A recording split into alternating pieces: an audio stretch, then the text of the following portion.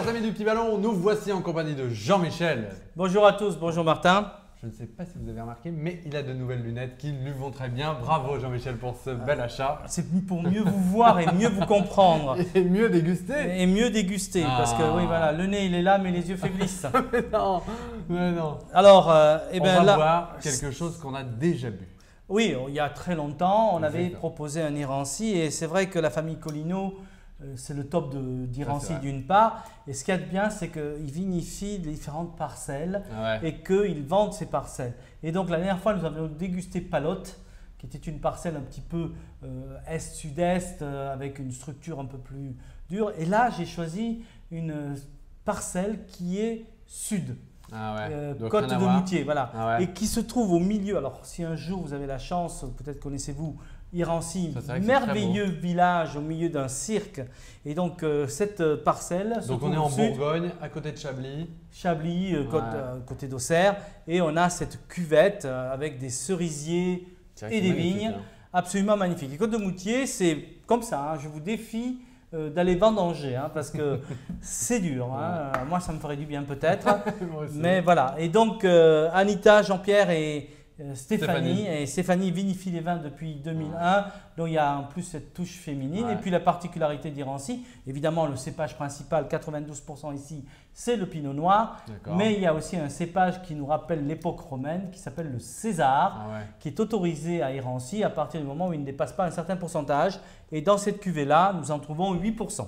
Mais c'est très rare, non? On met très peu de César, non? Bah si, on en veut parce que c'est la caractéristique, ça donne… Non, dans les vins en général, il y a… À Irancy, c'est autorisé, mais dans les autres vins de Bourgogne, non. C'est souvent pinot noir, on peut trouver du gamay dans les génériques. Mais le César, c'est typiquement Irancy. Quand on parle de César, voilà, c'est une trace de l'empereur qui est passé par là et qui a amené des vignes. Classe l'empereur. Donc, comme tout Bourgogne, on a une couleur rubis, violette, mais assez tendre. Le pinot noir n'a pas une peau très épaisse, donc ça ne donne jamais trop de couleur. On voit toujours à travers. Voilà, brillant, limpide, mais encore très jeune. Alors au nez, on a cette petite cerise sauvage qu'on appelle la griotte, ou la merise aussi. On a ce côté vraiment bourguignon. Alors, on a une certaine maturité, donc on est sur un millésime relativement chaud, qui est un très joli millésime. Donc, Côte de Moutier, effectivement, on a cette maturité qui donne une certaine séduction, un certain charme au vin. D'accord. Voilà. Légèrement poivré, on a un peu d'élevage, mais pas trop marqué. Alors, j'ai pris un peu d'avance, je suis navré, mais c'est très bon. Voilà, c'est tendre, c'est coulant, c'est fruité. C'est réglissé, ça a un joli caractère derrière, un peu poivré, un peu punchy, c'est ça le César qui donne ce…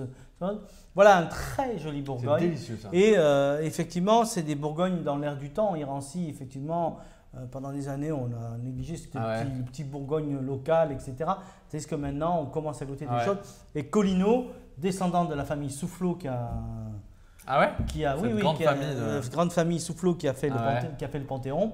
Moi, je trouve que Stéphanie mérite d'y rentrer absolument avec cette Irancy. Donc, Côte de Moutier, de la famille Colino, sur un millésime 2010. Donc, on peut le boire jeune. On peut le boire frais. On peut le boire légèrement frais.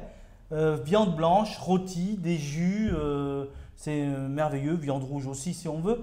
Mais moi, si on a un bon porc de Bigorre, un porc noir de Bigorre, une bonne côte de porc comme ça, c'est merveilleux. Un rôti de veau dans lequel on a jeté quelques girolles inconsciemment. Voilà, quel dommage. Voilà, donc très joli vin et même une belle volaille fermière.